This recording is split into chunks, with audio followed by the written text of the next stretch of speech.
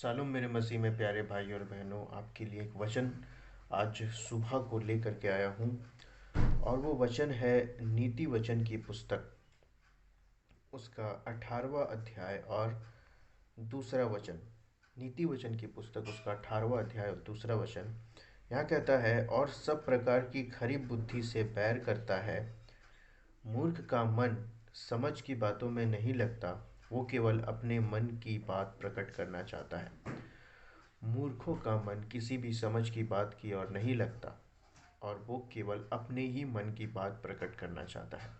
अगर हमारे मन के अंदर आज ऐसा होता है मेरे प्यारे भाई और बहनों कि हम अपनी ही मन की बात को लोगों तक रखते हैं, हम दूसरों की नहीं सुनते, हम परमेश्वर के वचन की नहीं सुनते, हम चाहते हैं कि हमारी ही बात मानी जाए और हम चाहते हैं कि हमारी बातें ही लोग सुने और समझे और उसके अनुसार करें, चाहे मैं कैसा भी कर रहा हूँ उसे ध्यान ना देते हुए सिर्फ मेरी ही बात सुनी जाए।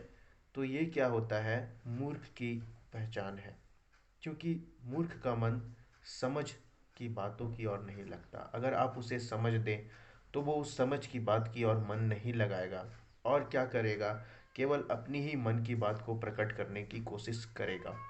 क्योंकि उसे अपनी बात ही सही लगती है। क्या आप भी कभी कभी ऐसा करते हैं कि आपको अपनी ही बात सिर्फ सही लगती है?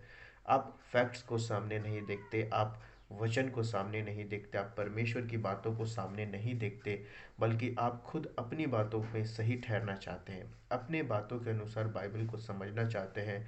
आपकी बातें जिससे मिलती है वो वचन को उठा करके बोलना चाहते हैं। आपकी बातें जिस वचन में सही ठहरती है उस वचन को लोगों तक पहुंचाना चाहते हैं। तो आप एक मूर्ख हैं, क्योंकि आपका मन समझ की बातों की ओर नहीं लगता। आपको कोई सम्मति देता है, आप जवान भाई हैं, जवान बहन हैं, या फिर अंकल है, आंटी है, अगर आपको कोई सम्मति देता है तो आपको लगता है मेरा तजुर्बा इतना ज़्यादा है कि छोटे लोग आजकल आकर के मुझे सम्मति दे रहे हैं।